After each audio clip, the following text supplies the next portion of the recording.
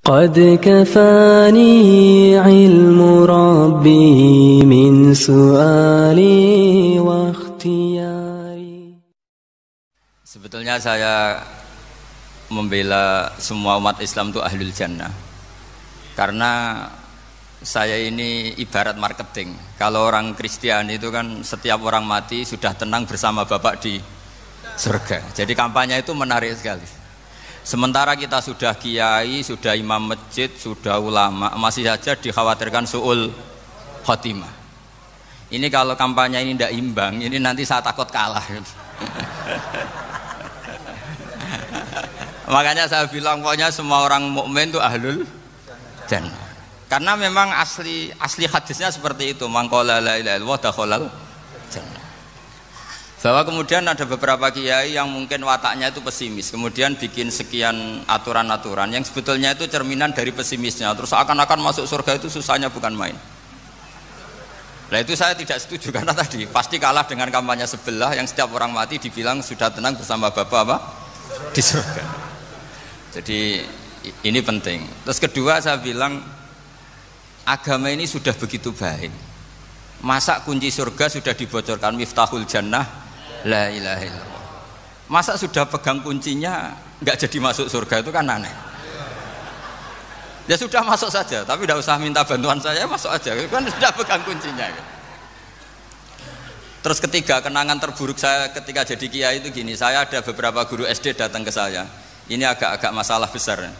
Gus, boleh enggak buka ujian nasional yang masih disegel? Semua guru bilang nggak boleh, itu kriminal kan. Ada satu guru yang bikin analogi agak kacau. Boleh saja. Wong ujian di kuburan saja dibocorkan para kiai nggak apa-apa. Itu.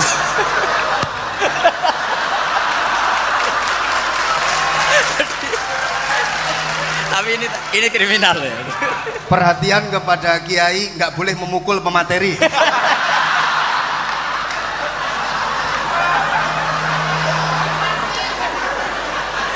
Jadi tentu itu analogi yang salah kan. Marrobuka kan, Tuhan kamu siapa, Nabi kamu. Tuhan kamu siapa, Nabi kamu siapa, imam kamu siapa. Ini kan sudah dibocorkan oleh para kiai. Artinya apa? Nak raiso jawab kebablasan gitu. Terus guru ini berpikir kalau ujian akhirat sekrusial itu saja bisa dibocorkan, kenapa ujian nasional tidak boleh? Tentu ini kias yang salah, saya tidak ngajari seperti itu. Tapi saya ngajari ke kalian betapa mudahnya masuk surga. Kunci jawaban sudah dikasih, kunci pintu masuk sudah dikasih. Kok sampai tidak masuk, ini kebablasan. Paling salah gurunya. Jadi ini kenapa saya sering cerita orang mukmin semuanya itu min ahlil jannah. Itu saya jamin.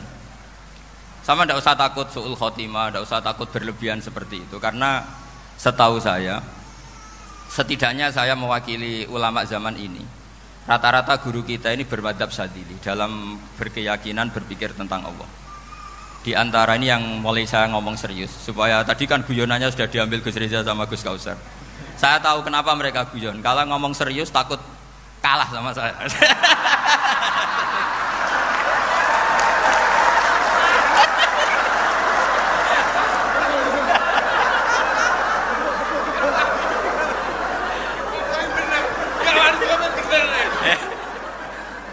Karena saya ini sudah terkenal pemikir serius, jadi artinya itu satu kepintaran mengalihkan.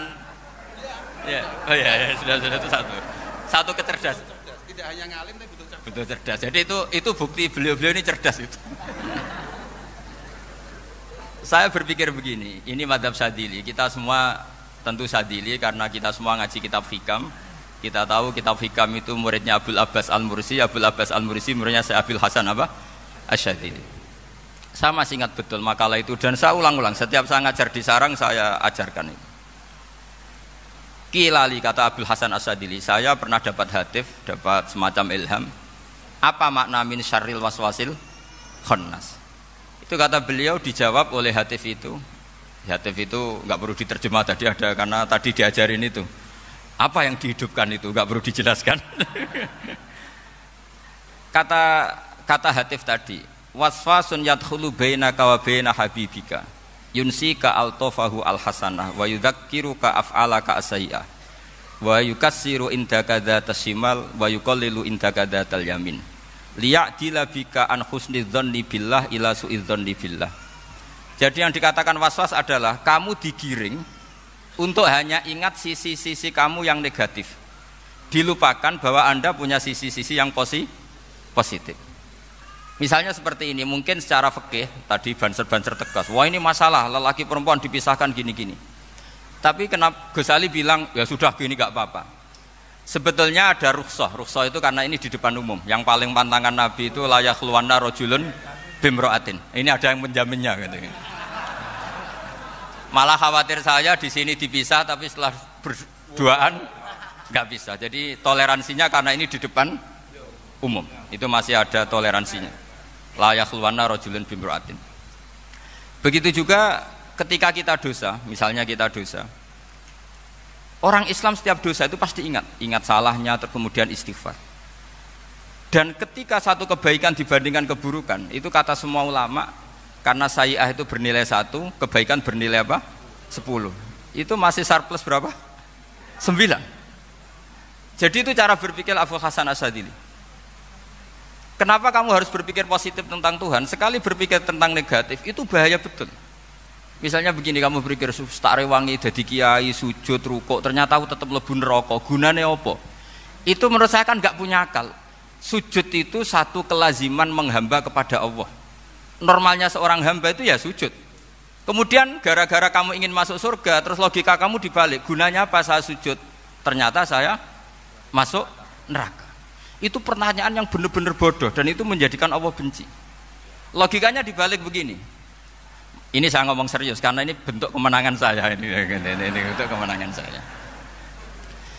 Saya berkali-kali ngomong di kota pelajar di Jogja karena banyak pengujinya juga. Bukan sekedar pendamping tapi penguji. Banyak yang profesor, bukan sekedar doktor, banyak yang profesor. Jadi biar ini dok.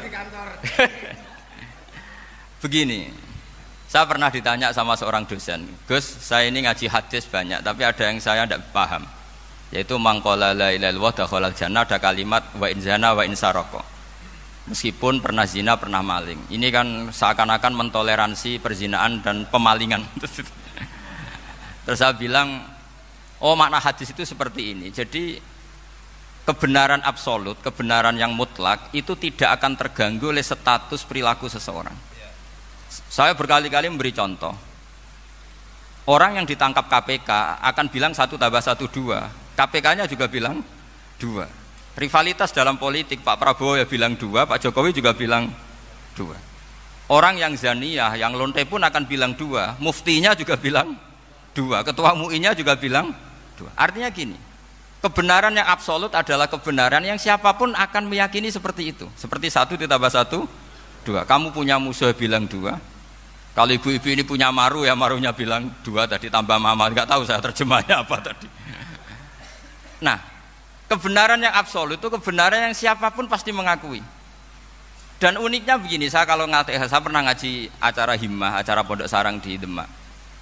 Kalau kamu bilang 1 + 1 menjadi 2, untuk mengatakan 2 itu kamu butuh hadiah enggak? Mereka semua jawab enggak. Kita semua enjoy saja mengatakan tembok itu putih. Kenapa? Karena memang putih. Kita mengatakan 1 + 1 2 karena memang kita tanpa presentasi dapat hadiah, dapat penghormatan. Kenapa untuk mengatakan Allah itu Tuhan kita butuh surga? Memangnya kalau tidak ada surga Allah tidak jadi Tuhan? Ini problem orang soleh-soleh yang terlalu pesimis. Makanya nanti orang-orang soleh itu masuk surganya berat. Tapi kalau orang alim lebih gampang kira-kira seperti itu. Iya, karena kan imannya lebih bagus. Dalam hadis qudsi Allah ini yang dibuli orang-orang soleh. Laulam akhluk jannatan wala naron alam akun ahlan an uto'ah, dalam hadis qudsi itu. Kalau saja saya tidak menciptakan surga dan neraka, apa saya tidak jadi Tuhan yang perlu ditaati?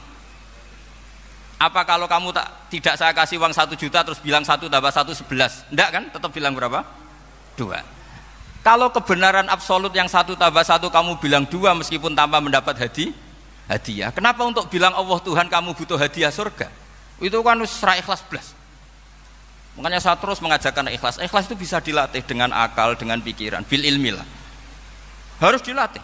Nah di sini ini momen atau makna yang mestinya harus difahami wa inzana bahwa kalimat ini sah meskipun dilafadzkan seorang yang pernah zina. Sama seperti 1 tambah 1 2 sah, diucapkan siapa saja sah.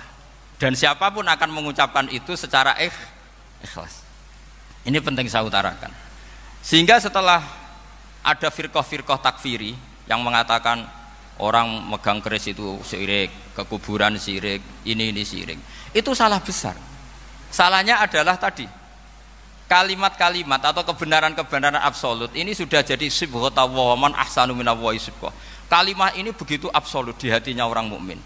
Sehingga ketika terganggu oleh hal-hal yang adat istiadat kayak pegang keris, kayak apa, ini tidak mengganggu. Tetap kualitas iman ini di atas keyakinan adat membawa apa keris. Kalau orang membawa keris menjadi syirik karena percaya sama makhluk. Orang misalnya kejawen kalau nggak bawa keris nggak nyaman. Orang kota itu kalau nggak bawa ATM juga nggak nyaman. Itu tidak dihukumi syirik. Kamu pergi lupa bawa HP nyaman enggak? Enggak, kenapa tidak dihukumi syirik?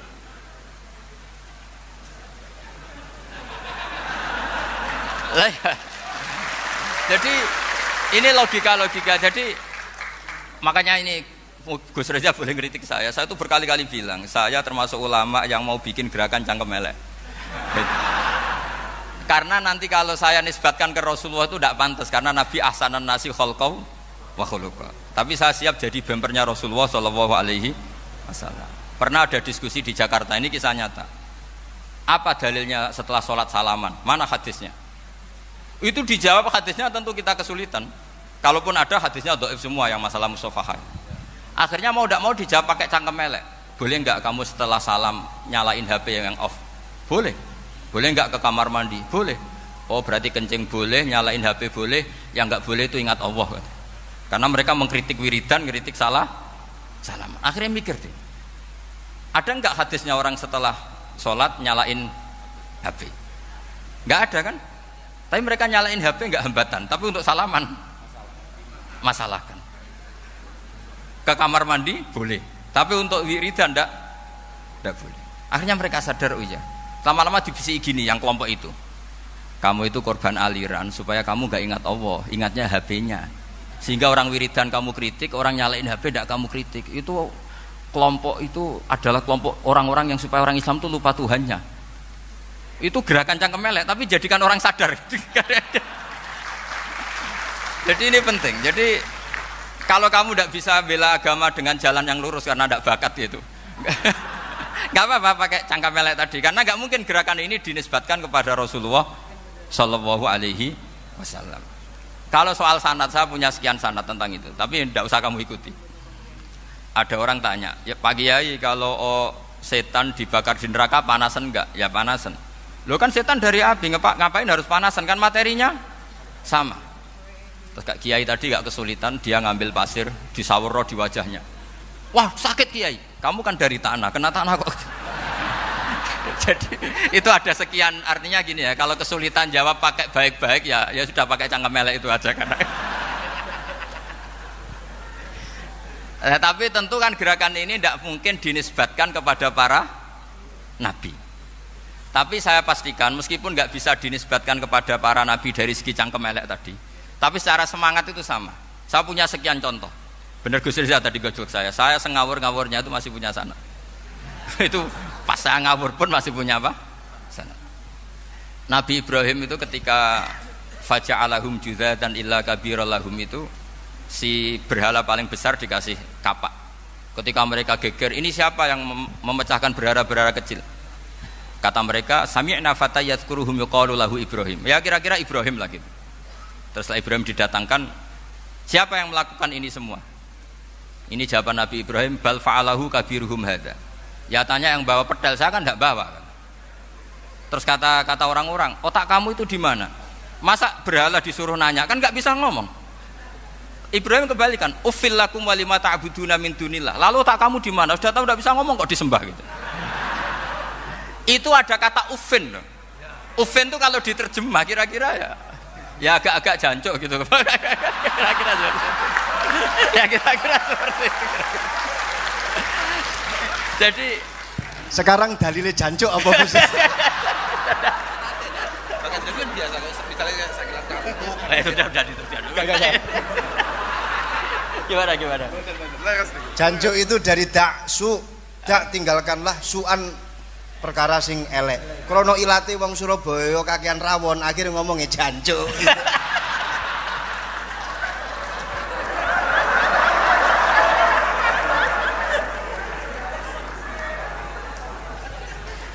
Jadi mulai dulu melawan kebatilan itu harus pakai logika yang vulgar.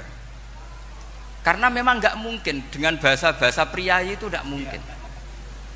Dan ini penting saya utarakan. Nah, kalau nanti nggak mungkin dinisbatkan kepada Rasul karena Nabi adalah ahsanan nasi khalqa wa khuluqa, kita yang ngambil alih saja.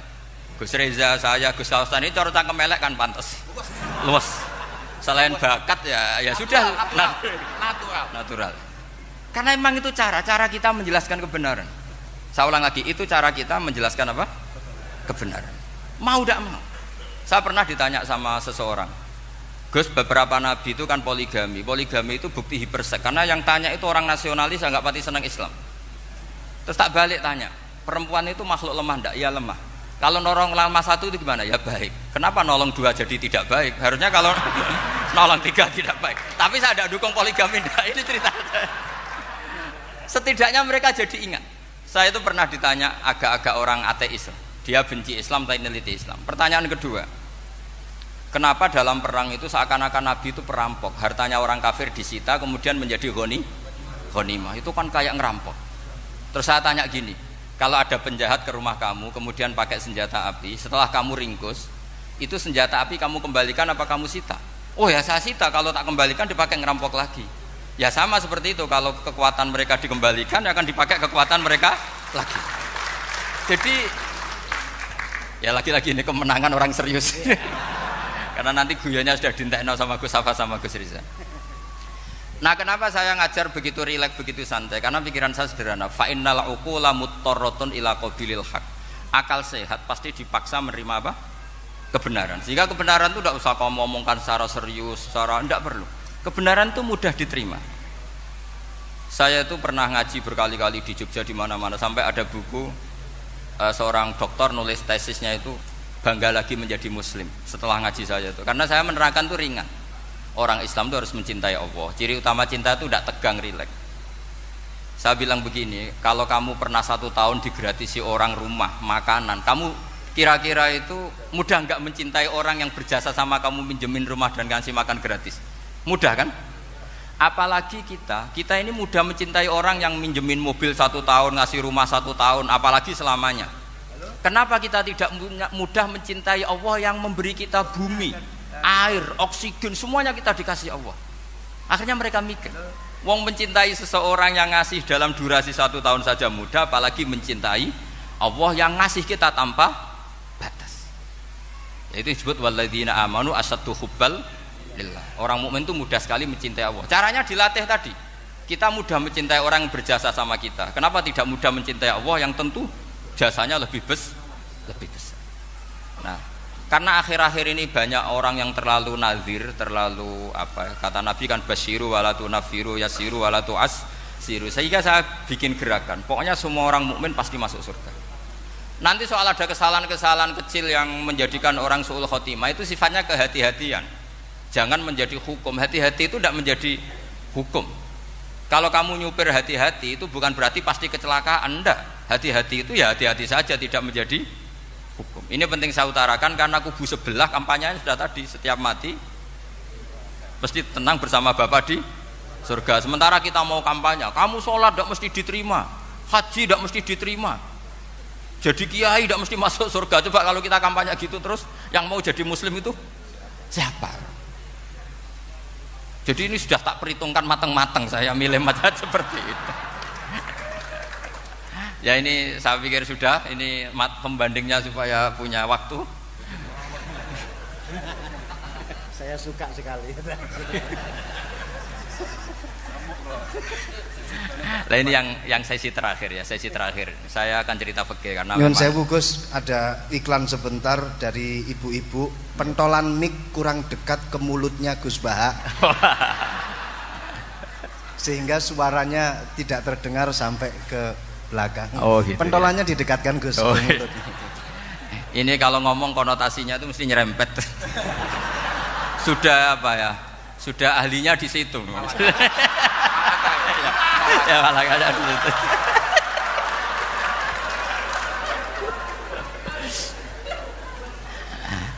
Dalam sesi terakhir saya cerita pentingnya pembanding.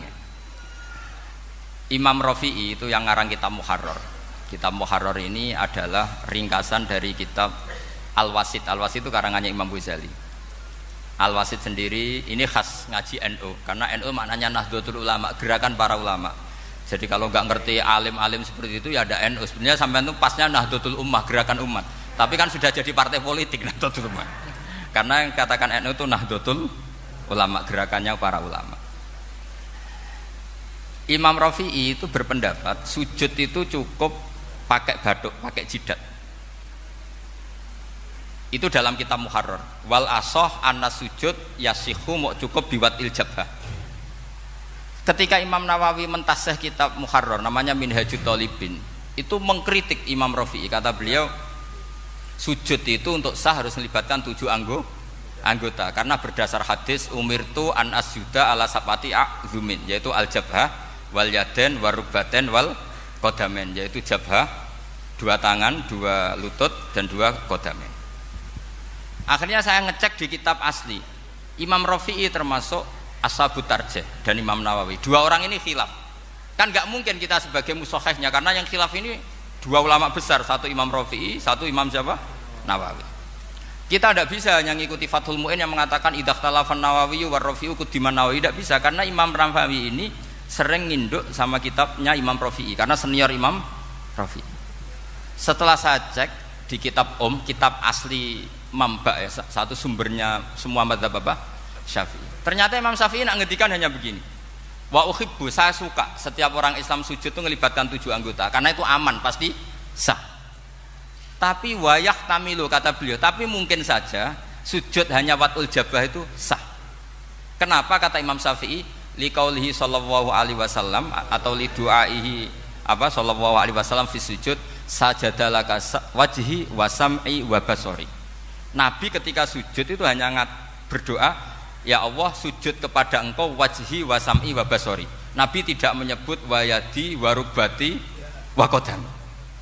Sehingga saya berkali-kali bener kata Gus, saya ini pembela umat sing sujute 7 anggota ya tak lem pantes dadi Rais Suriah. Itu. Yang sujute bathuk tok ya tetap sah ngikuti mazhabnya Imam Rafi'i. Meskipun itu tidak saya anjurkan. Tentu tidak saya anjurkan. Alasannya Imam Syafi'i tadi Rasulullah pernah berdoa dengan kata-kata sajadalaka wajhi, bukan diteruskan wayadi warubati wakoda. Sehingga fal khilaf huna bakin ala khiddati kalau dalam bahasa fikih. Khilaf biar tetap sesuai aturan khilaf masing-masing. Enggak perlu kamu menggugurkan pendapat Rafi'i yang mengesahkan sujud hanya pakai jabah. Ini penting karena tadi seperti saya katakan yang sujud anggota itu ya masuk swarga mergo pintere, sing nganggo bathuk tok yang bus swarga mergo gobloke tadi karena aksaru ahlil jannah al-bulbu. Nah ini mazhab saya. Jadi saya itu ingin umat Islam itu baik-baik saja. Ya.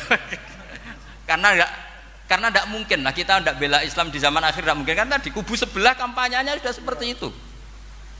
Kalau kita ngomong ikhtiyat, kiai ra mesti mlebu swarga, sing salat ngethuk ra mesti husnul khotimah. Wah kan jadi repot. Saya ini pengagum teori ikhlas. Dilatih bil ilmi, saya ulang lagi dilatih bil ilmi. Saya ini malu. Malunya tadi, saya mengatakan 1 tambah 1 2 itu meskipun tidak ada yang memberi hadiah tetap saya katakan 2. Saya mengatakan air itu dingin, tidak ada yang ngasih hadiah saya akan bilang kalau air itu dingin, kalau api itu panas. Untuk hakikat-hakikat seperti itu saja saya jujur tanpa ingin imbalan. Tapi ketika hakikat mengenai Allah kok saya minta imbalan surga dan neraka, ini apa-apaan?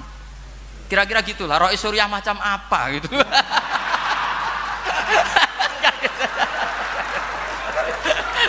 Ya saya kira demikian. Assalamualaikum warahmatullahi wabarakatuh. Waalaikumsalam warahmatullahi wabarakatuh.